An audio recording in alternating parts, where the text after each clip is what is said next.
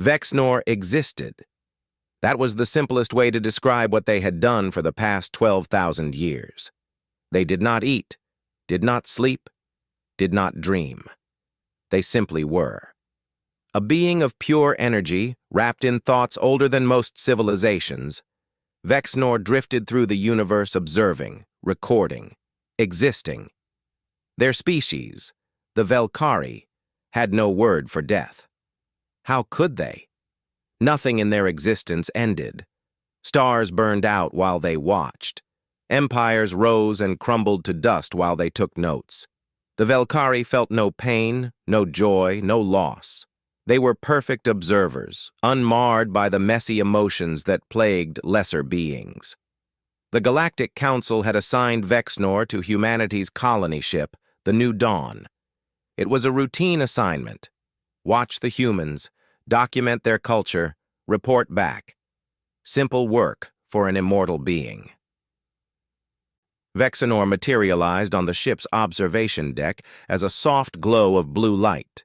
The humans had given them a small room, though Vexnor needed no physical space. They simply existed wherever they chose to be. The first human Vexnor met properly was Dr. Ji-Won Park.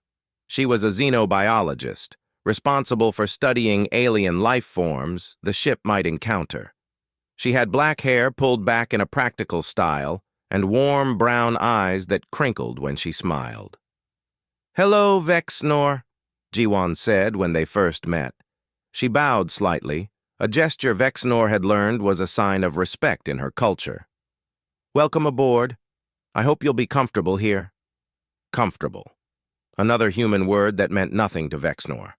Comfort required discomfort. Both required a body that could feel. Vexnor had neither. "I require nothing," Vexnor replied, their voice a harmonic hum in the air. "I am here to observe." Ji-Won smiled. "Well, if you need anything at all, please let me know. We're happy to have you with us." Need. Another pointless concept. But Vexnor said nothing more. The days passed. Vexnor watched the humans work, eat, sleep, and talk. They were strange creatures, always in motion, always doing something. They seemed unable to simply exist as the Velkari did. Ji-Won often came to speak with Vexnor. At first, Vexnor thought she wanted something. But no, she simply talked. She told stories about her home on Earth, about her family, about her work. She asked Vexnor questions about the Velkari, about the galaxy, about everything. "Don't you get bored?" Ji-Won asked one day as they stood together watching the stars stream past the observation window. "Boredom is an emotional response to lack of stimulation," Vexnor said. "I do not experience emotions." Ji-Won tilted her head. "That sounds lonely." "Loneliness is also an emotion. I cannot be lonely." "Then what do you feel?" "Nothing," Vexnor said simply. "I exist. I observe. I record.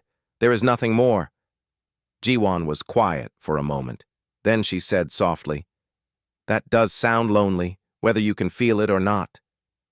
Vexnor did not understand her meaning. 3 weeks into the voyage, there was an incident. A crew member named Marcus was outside the ship performing routine maintenance on the communications array. It was simple work, no danger involved. But Ji-Won stood at the monitor in the command center watching Marcus work. Her hands gripped the edge of the console. Her breathing was faster than normal. Every few seconds, she checked the readings, asked for updates, confirmed that Marcus's oxygen levels were stable. "Is there a problem?" Vexnor asked, manifesting beside her. "No," Ji-Won said, but her knuckles were white. "Everything's fine. I worry when people are outside the ship." "Worry," Vexnor repeated. "You have said this word before. It is a form of fear, yes?" "I suppose so," Ji-Won admitted. "It's when you're afraid something bad might happen." "But the probability of system failure during routine maintenance is less than 0.03%, Vexnor said. "There is no logical reason for fear." Ji-Won laughed. but it was a tight sound. Fear isn't always logical. I know Marcus is probably fine, but I care about him. He's my friend. So I worry. Your species is inefficient, Vexnor observed. You waste energy on impossible futures. Maybe, Jiwon said, but I'd rather waste energy caring than not care at all. Marcus completed his work and returned safely. Jiwon's breathing returned to normal. She smiled with relief. Vexnor noted all of this, but understood none of it. Over the following weeks, Vexnor observed more of these strange human behaviors. They celebrated birthdays, marking another year closer to death, as if it were something positive. They formed attachments to objects that had no logical value. They worried about people they could not help, on a planet they had left behind. Jiwon showed Vexnor pictures of her daughter. Her name was Minseo, and she was 8 years old. She had stayed on Earth with Jiwon's mother while Jiwon completed this 3-year mission. I miss her every day, Jiwon said, touching the image on her tablet. Sometimes it hurts so much I can barely breathe. Then why did you leave her? Vexnor asked. Because this work matters. Because I want to help build a better future for her. Because sometimes love means making hard choices. You speak of love often, Vexnor said. It seems to cause you considerable pain. Sometimes, Jiwon agreed, but it's worth it. Every second of pain is worth it for every moment of love. Vexnor filed this away as another human illogicality. They could not comprehend choosing pain, choosing fear, choosing worry. The Velkari had evolved beyond such primitive responses. But late that night, as Vexnor floated in their assigned quarters, they replayed their conversation with Jiwon. They thought about how her eyes had lit up when she spoke of her daughter. Even as her voice grew thick with sadness, they thought about the word she had used. Worth. What made something worth anything? The Velkari had existed for millions of years, observing everything, experiencing nothing. Was that existence worth more or less than a human life that burned bright and brief? Vexnor had no answer. They were beginning to suspect that was significant somehow, though they could not say why. Not yet. In the darkness of space, the new dawn sailed on, carrying its cargo of strange, fearful, loving humans toward an uncertain future. And Vexnor watched and wondered and felt something they had no name for stirring in the space where a heart might have been. 3 months had passed since Vexnor joined the New Dawn. In that time, something strange had happened, though Vexnor could not quite name it. They found themselves spending more time with Jiwon and her team. Not because they had to, not because their assignment required it, but because they chose to. Choice. That was another concept Vexnor was beginning to understand differently. Jiwon had a habit of having tea every afternoon in the ship's common area. She invited Vexnor to join her, even though Vexnor could not drink. At first, Vexnor had refused. There was no logical reason to attend, but Jiwon asked again the next day, and the day after that, until finally Vexnor appeared simply to stop the asking. That was what Vexnor told themselves anyway. Tell me about the Velkari, Jiwon said one afternoon, holding her cup in both hands. What do you do when you're not observing other species? We exist, Vexnor said. Yes, but what do you do? Do you create art? Tell stories? Build things? No. We observe, we record, we preserve knowledge. Jiwon frowned. That sounds like existing for the sake of existing. Don't you want more? More of what? I don't know. Meaning? Purpose? Something that makes existence feel worthwhile? Existence is not meant to feel worthwhile, Vexnor said. It simply is. Jiwon looked sad then. She set down her cup and pulled out her tablet. Let me show you something. She pulled up a video. In it, a small girl with pigtails was laughing, running through a park while someone chased her with a camera. The girl turned and waved, her whole face bright with joy.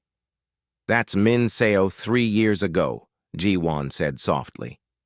This was the day before I left for this mission. We spent the whole day together at her favorite park. We got ice cream, we fed the ducks. We just existed together, and it meant everything. Vexnor watched the video loop. The girl's laughter was silent in the recording, but somehow Vexnor could almost hear it. This memory causes you pain. Why preserve it? Because the pain is worth it, Ji-won said. Because remembering the good days helps me through the hard ones. Because love doesn't end just because distance separates us. I do not understand, Vexnor admitted. I know, Ji-won said gently, but maybe someday you will. Vexnor began joining Ji-won's tea times regularly. They told themselves it was for research purposes, to better understand human behavior. But the truth, though Vexnor would not admit it yet, was simpler. They had begun to anticipate these meetings, to look forward to them, to feel something when Ji-won smiled at them or shared a new story. Ji-won introduced Vexnor to her team. There was Dr. Chen Wei, a botanist who grew plants in the ship's hydroponics bay. There was engineer Sarah Hassan, who kept the ship's engines running. There was medical officer Dr. Kim Tae-hyun, who somehow made even routine health checks feel personal and warm. These humans talked to Vexnor not as an observer, not as an assignment, but as someone they wanted to know. They asked questions. They listened to the answers. They remembered things Vexnor had said weeks ago and brought them up again. How many stars have you seen go supernova? Chen Wei asked once. 147, Vexnor replied. That must be beautiful. Terrible, but beautiful. Beautiful. Terrible. Two words that should contradict each other, but somehow didn't when humans used them together. One evening, the ship experienced a minor emergency. Nothing serious, but the main engine had developed a fluctuation in its plasma containment field. It needed immediate repair, and someone had to go into the engine compartment to fix it manually. The compartment was flooded with radiation. A human could survive there for about 30 minutes with proper shielding. After that, the exposure would be dangerous. Ji-won volunteered immediately.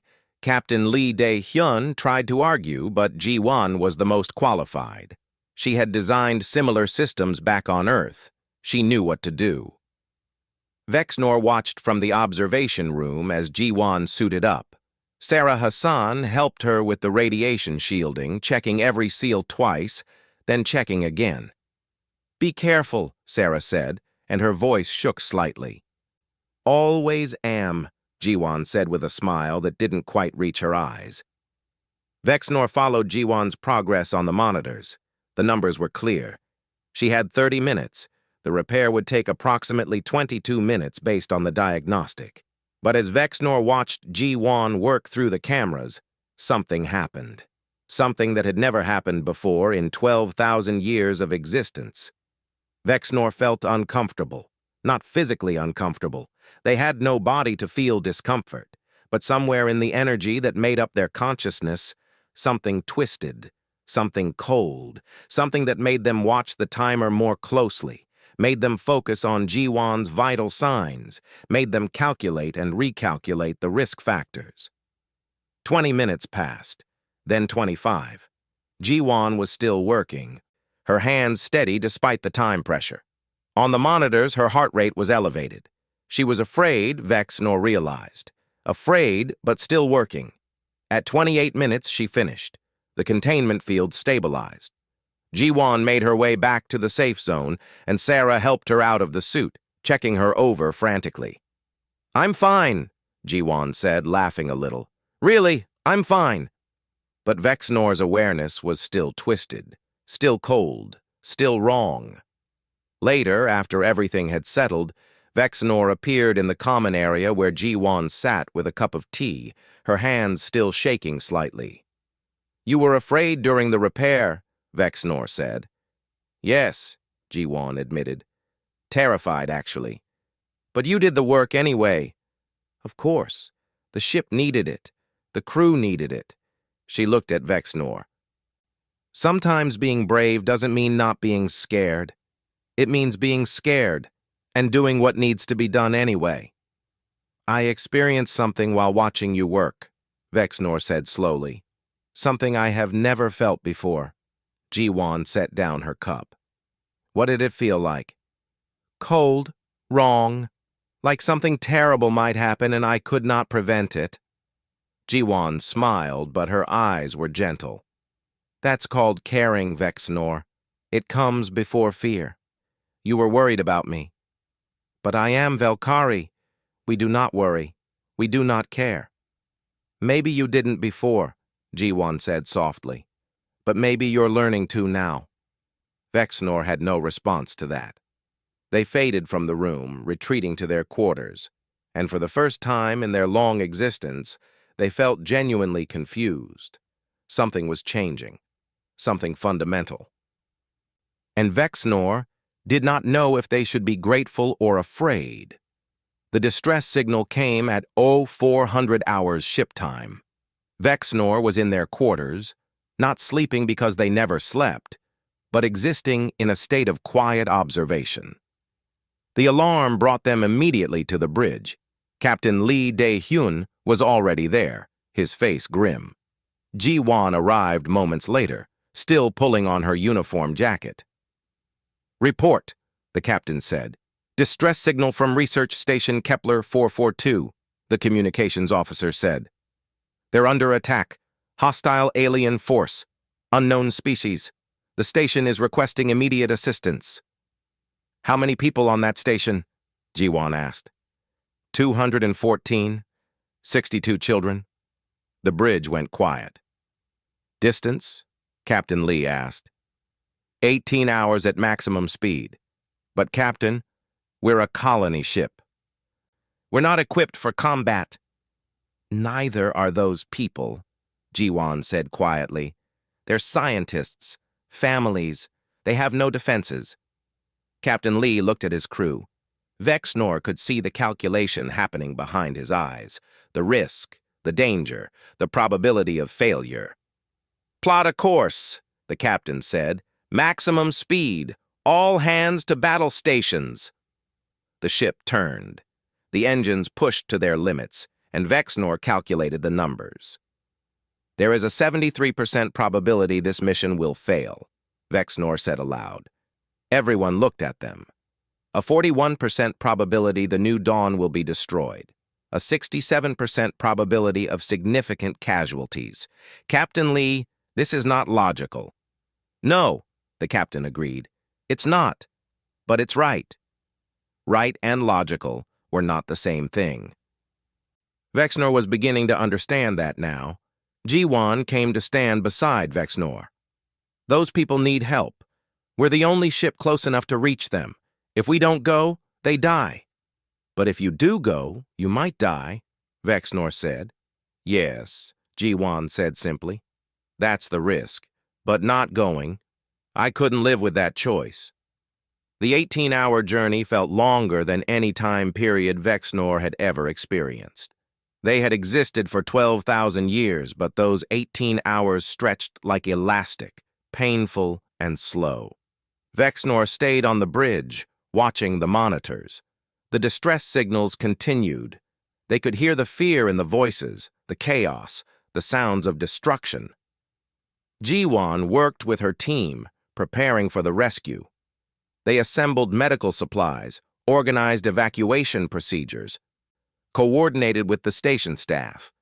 She moved with purpose, but Vexnor could see the tension in her shoulders, the way her jaw was set. 10 hours into the journey, Ji-won received a personal message. Vexnor saw her face change, saw the color drain from her cheeks. She stepped away from the others into a quiet corner. Vexnor followed. "What happened?" Vexnor asked. Ji-won's hands shook as she held her tablet. "It's Minseo. She's in the hospital. High fever. They don't know what's wrong yet. They're running tests." The cold feeling was back in Vexnor's awareness. Stronger now, much stronger. "You should contact your mother," Vexnor said. I did. She's with Minseo now, but we're so far from Earth. Even light-speed communication has a delay. By the time I get responses, everything could have changed. Jiwon's voice broke. My baby is sick and I'm not there. We could turn back, Vexnor said. No. Jiwon's voice was firm despite her tears. No, we can't. There are 62 children on that station who need us right now. I can't save Minseo from here, but I can save them. But you want to save your daughter.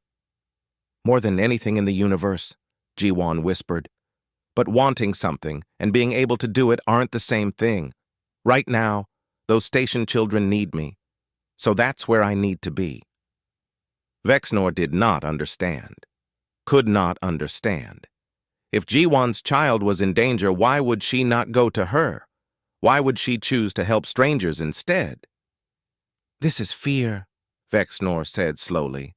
You are terrified for Minseo. Yes, Jiwon said. But you continue anyway. Yes. Why?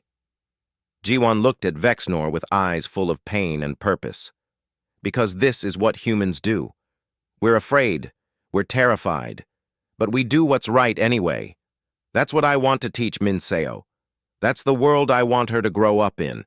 One where people help each other even when it's hard, even when it hurts. Vexnor watched her walk back to her station, watched her work with shaking hands and tear-stained cheeks, watched her save other people's children while her own lay sick light years away. And for the first time in 12,000 years of existence, Vexnor understood what fear truly was. It was not the cold discomfort of watching Jiwon repair the engine. That had been worry, concern, the beginning of caring. This was different. This was the realization that something precious could be lost forever. This was the knowledge that the universe could take away the things that mattered most. This was looking at the vast emptiness of space and understanding that no amount of logic or calculation could protect against the random cruelty of existence. Jiwon could lose Minseo. The station people could die. The new dawn could be destroyed. All of these terrible possibilities existed simultaneously, and there was nothing anyone could do to guarantee a different outcome. That was fear, real, true, soul-deep fear. And Vexnor felt it. They arrived at the station to find it under heavy fire. The hostile aliens were ruthless, their ships sleek and deadly. Captain Lee maneuvered the new dawn between the station and the attackers, using the colony ship's bulk as a shield. Evacuate the station, he ordered. Get everyone off. Now! Jiwon led the rescue team. Vexnor went with her, unable to stay away, needing to be close to what? To protect her? Vexnor had no physical form. They could not protect anyone, but they went anyway. The station was chaos. People running, children crying, alarms blaring. Jiwon and her team moved through it all with practiced efficiency, herding people toward the docking ports, carrying those who couldn't run, counting and recounting to make sure no one was left behind. A child, no more than 5 years old, stood frozen in a corridor crying for her mother. Jiwon scooped her up without breaking stride. I've got you, she said. You're safe. We'll find your mother. The child buried her face in Jiwon's shoulder, and Vexnor saw Jiwon close her eyes for just a moment, surely thinking of Minseo. They got everyone off, all 214 people. The last person through the airlock was Captain Lee himself, and as the New Dawn's engines roared to life, the station exploded behind them. The hostile ships pursued, but the New Dawn was faster. They jumped to faster-than-light travel, leaving the attack behind. In the cargo bay, refugees huddled together. Medical teams moved among them. Children clung to their parents. People who had been strangers 30 minutes ago held each other and cried. Jiwon stood among them, still holding the little girl, reuniting her with her tearful mother. And then she stepped away, found a quiet corner, and checked her messages. Vexnor appeared beside her. Minseo is stable, Jiwon said. her voice shaking with relief and exhaustion. They think it's a severe infection. Treatable. She's going to be okay. You saved 62 children today while your own child was in danger, Vexnor said. Yes. You were terrified. Yes. But you acted anyway. Jiwan looked at Vexnor. That's what humans do. We're afraid. But we act anyway. That's not a weakness. It's our greatest strength. And there in the cargo bay, surrounded by people who had faced death and survived, Vexnor finally understood. Fear was not a flaw. It was not weakness. It was the price of love, the cost of caring, the weight of having something worth protecting. Only beside humanity did Vexnor understand what fear truly was. And now, experiencing it for the first time, they finally understood what it meant to be alive. The journey back to Earth took 3 weeks. 3 weeks that felt like 3 centuries to Vexnor. They had existed for 12,000 years in what felt like a peaceful blink. But these 21 days crawled by with agonizing slowness. Jiwan received updates on Minseo every 6 hours due to the communication delay. Each message was both relief and torture. Minseo was responding to treatment. The fever was down. She was asking for her mother. She missed her. She was scared. Vexnor stayed with Jiwan through all of it. They did not know why. There was no logical reason, but the thought of leaving her alone during this time created that cold, twisted feeling in their awareness. So they stayed. "Talk to me," Jiwan said one night in the observation deck. The stars streamed past in brilliant lines of light. "Tell me what you're thinking." "I am thinking about fear," Vexnor said. "What about it?" "I am experiencing it constantly now. Every moment since we received news of Minseo's illness. It does not stop. It does not fade. It is always present, like a weight." Jiwan nodded slowly. "Yes, that's what fear is like when you love someone. It never really goes away." "How do you bear it?" Vexnor asked. "How do humans live their entire lives carrying this weight?" "We don't have a choice," Jiwan said softly. "Love and fear are 2 sides of the same coin. You can't have one without the other. The moment you care about someone, you start fearing their loss." Vexnor was quiet for a long moment. "I am beginning to understand something. For 12,000 years, I thought the Velkari were superior because we did not fear. But we were not fearless. We were empty." "What do you mean?" "You cannot fear losing something you do not have. The Velkari do not fear because we have nothing.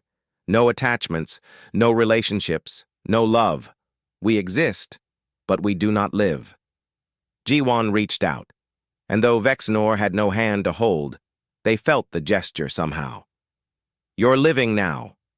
That's what matters." Over the following days, Vexnor observed the rescued station refugees.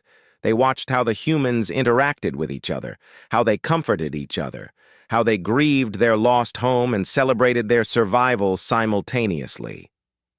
Chen Wei had set up a small garden in one of the cargo bays, giving the refugee children seeds to plant. Vexnor watched a boy no older than 7 carefully place a seed in soil, his face serious with concentration. "Why does he do this?" Vexnor asked Chen Wei. "He knows the plant might die. All plants eventually die." "That's exactly why," Chen Wei said, watering the seeds gently. "Because it will die someday. Every moment of growth matters. Every flower it produces will be precious. If it lived forever, would we care as much about each bloom?" The answer was obvious. No, they would not. Vexnor sought out Dr. Kim Tae-hyun in the medical bay. He was checking on one of the refugee children, a girl with a bandaged arm. "You're going to be fine," he told her gently. "The cut is healing well. Another week and you won't even see a scar." The girl smiled and ran off. Tae-hyun turned to Vexnor. "Can I help you with something?" "You work every day to heal people," Vexnor said. "But you know they will eventually die anyway. All humans die. Why do you try so hard to preserve what cannot be preserved forever?" Taehyun was quiet for a moment. Then he said, "Because the time they have matters. Every day, every hour, every moment matters. My job isn't to make people immortal. It's to give them more time to love, to learn, to live. That's not meaningless. That's everything. More time. Such a human concept. The Velkari had infinite time, and they did nothing with it. Humans had limited time, and they filled every second with meaning." Vexnor found Captain Lee on the bridge one evening. The captain stood alone, looking at the star charts, the weight of command visible in his posture. "Captain," Vexnor said, "I calculated the risks of the rescue mission at 73% probability of failure. You chose to go anyway. Why?" Captain Lee didn't turn around. "Because some things are worth the risk. Some things are worth dying for. But you have a family, a husband waiting for you on Earth, 2 sons. If you had died, they would have grieved." "Yes," the captain said, "and they would have understood, because I raised them to understand that being afraid is okay. Running away when others need help is not." "You were afraid during the rescue," Vexnor said. "Terrified," Captain Lee admitted. "Every decision I made could have gotten us all killed. But being a leader doesn't mean being fearless. It means doing what's right even when you're scared." These conversations layered on top of each other in Vexnor's awareness. Each one added another piece to the puzzle they were slowly assembling.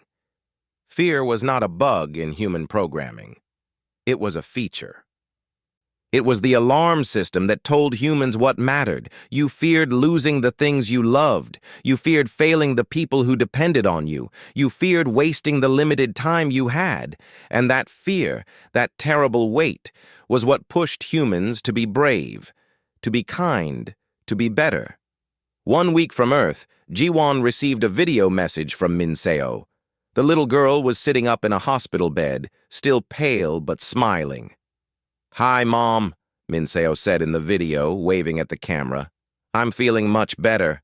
Grandma says you're coming home soon. I can't wait to see you. I miss you so much."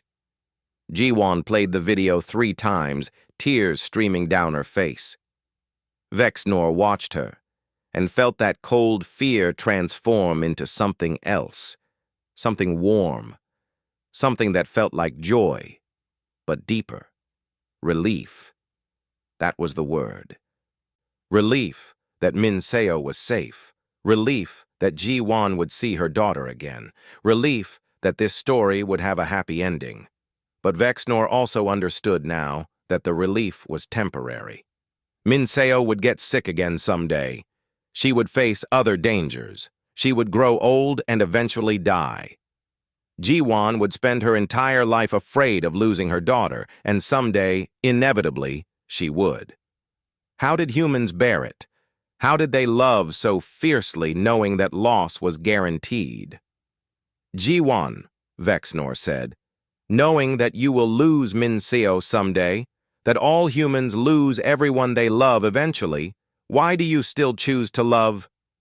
Ji-won looked at Vexnor with red eyes and a soft smile. "Because the love is worth the loss. Every second with her is worth every second of fear and grief that will come later. I would rather have 50 years of loving her and losing her than an eternity of never knowing her at all." And there it was, the final piece.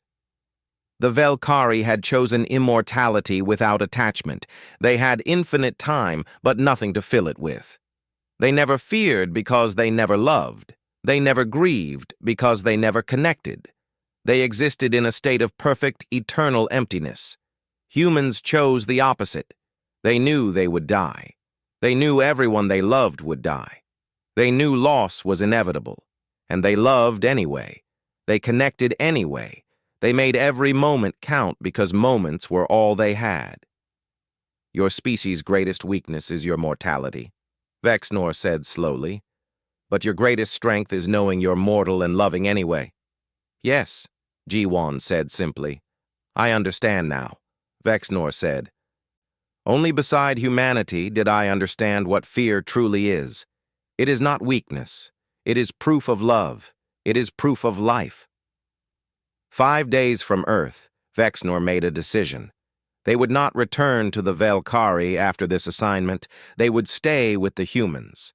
They would continue to observe, but not as a distant observer, as someone who cared, someone who feared, someone who loved. Because for the first time in 12,000 years, Vexnor wanted something.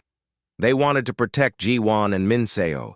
They wanted to see the new dawn complete its mission. They wanted to watch Chenwei's gardens grow. They wanted to experience more of this strange, painful, beautiful thing called life. The Valkyrie would not understand. But that was their loss, not Vexnor's. Earth appeared in the view screen, a blue marble against the black. Jiwan stood beside Vexnor, gripping the railing with white knuckles. "Almost home," she whispered. "Almost home," Vexnor agreed. And for the first time, Vexnor understood what the word home truly meant. It was not a place. It was where the people you loved were. It was what you were afraid to lose. It was what made existence worth existing. The new dawn entered Earth's orbit on a clear morning. Jiwan had not slept the entire night. She had stood at the observation window, watching her home planet grow larger, her hands pressed against the glass as if she could reach through it to her daughter. Vexnor had stayed with her through the long night. They did not speak much. There was nothing to say. The fear in both of them was the same. The hope was the same. The desperate need to know that everything would be all right was the same. When the landing clearance came through, Jiwan was the first in line for the shuttle. Captain Lee had given her priority, understanding without being told that she needed to go first. "Would you like me to come with you?" Vexnor asked. Jiwan looked at them, surprised. "You don't have to." "I know," Vexnor said, "but I would like to, if that is acceptable." "I'd like that very much," Jiwan said softly. The shuttle ride down felt longer than the entire 3-week journey from the station. Jiwan's mother was waiting at the spaceport with Minseo. Vexnor saw them through the window as the shuttle landed. The little girl was thin, paler than in the pictures, but she was standing on her own 2 feet, bouncing with excitement. The shuttle doors opened. Jiwan ran. Vexnor watched as Jiwan scooped Minseo into her arms. Both of them crying, both of them laughing, holding each other like they would never let go. Jiwan's mother joined the embrace, 3 generations wrapped together in relief and joy and love, and Vexnor felt it all. The fear that had gripped them for weeks released like a held breath, leaving behind something warm and bright and overwhelming. This was what humans felt. This was what it meant to care so much that your entire existence could center on one small person's well-being. After a long time, Jiwan turned to find Vexnor. She was still crying, but smiling through the tears. "Minseo, there's someone I want you to meet." The little girl looked at Vexnor with wide eyes. Vexnor manifested as a soft blue glow at child height, not wanting to frighten her. "This is Vexnor," Jiwan said. "They're from another world. They've been with me on the ship, and they're my friend." "Hello," Minseo said shyly. Then, with a child's characteristic directness, she asked, "Are you scared of anything?" Out of all the questions she could have asked, that one. Vexnor thought about their answer. "Yes," they said finally. "I am scared of many things now. I am scared of losing the people I care about. I am scared of not being helpful when someone needs help. I am scared of existing without purpose. But do you know what? I am grateful for that fear." "Why?" Minseo asked, tilting her head. "Because it means I have people worth being afraid for, like your mother. Like you." Minseo considered this with a seriousness beyond her years. Then she smiled. "I was scared too. Scared Mom wouldn't come back. But she did." "She did," Vexnor agreed. "She always will, as long as she can." Jiwon knelt down and hugged her daughter again. "Always," she whispered. "I promise." They went to Jiwon's mother's house. It was a small place with a garden out front and pictures on every wall. Pictures of Min-seo as a baby, of Jiwon as a child, of family gatherings and celebrations and ordinary moments that had been deemed worth preserving. Vexnor studied those pictures while Jiwon helped Min-seo get settled. Each image captured a moment in time. The people in them had been happy or sad or excited or tired. They had been living, fully and completely, knowing that these moments would pass and never return. That was what made them precious. "Vexnor," Min-seo called from the living room, "will you tell me about space, about the stars?" Vexnor drifted to where she sat on the couch, wrapped in blankets despite the warm day. "What would you like to know? Are there other kids like me, on other planets?" "Yes," Vexnor said. "Many of them. I met 62 of them recently. They were on a station that was in danger, and your mother helped save them." Min-seo's eyes went wide. "Really? Mom saved kids?" "She did. She was very brave." "Was she scared?" "Yes, she was terrified, but she helped them anyway." Min-seo thought about this. "Grandma says being brave means doing things even when you're scared." "Your grandmother is very wise," Vexnor said. "Your mother is brave. You are brave too, I think." "I was scared in the hospital," Min-seo admitted quietly. "Really, really scared. But you got through it." "Yeah." She brightened a little. "And now Mom's home." Later that evening, after Min-seo had fallen asleep and Jiwon's mother had retired to her room, Jiwon and Vexnor sat in the garden. The stars were just beginning to appear in the darkening sky. "I need to make a report to my people," Vexnor said. "I have been delaying it." "What will you tell them?" "The truth. That I have found something the Velkari lack. That humanity has taught me what it means to truly exist." "Will they understand?" "No," Vexnor said. "But that is acceptable. I understand. That is what matters." "What will you do now?" Jiwon asked. "Will you go back to your people?" "No," Vexnor said. "I wish to stay. To continue observing humanity. To continue learning. To continue feeling." Jiwon smiled. "I'm glad. Min-seo likes you. So do I." "I have a question," Vexnor said. "All of this, the fear, the worry, the pain of separation, you will experience it again and again throughout your life. Every person you love will eventually be lost. How is that worth it?" Jiwon looked up at the stars. "Because the alternative is worse. Living forever without love, existing without connection, that's not life. That's just time passing. I'd rather have 50 years of loving people and losing them than an eternity of perfect empty peace." "Your species chooses pain." "We choose meaning," Jiwon corrected gently. "The pain is just the price we pay, and it's worth it. Every single time it's worth it." Vexnor had existed for 12,000 years. They had seen civilizations rise and fall. They had observed countless species, recorded infinite data, preserved knowledge beyond measure. But they had never truly lived until these past few months. The Velkari would not understand Vexnor's decision to stay. They would see it as contamination, as weakness, as a failure of duty.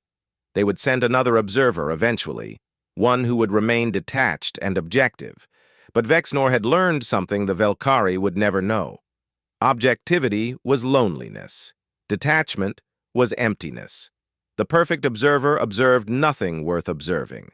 Life, real life, was messy and painful and frightening. It was knowing you would lose everything you loved and loving anyway. It was choosing to connect despite the inevitable grief. It was experiencing fear not as weakness, but as proof that you had something worth protecting. Inside the house, Min-seo stirred in her sleep.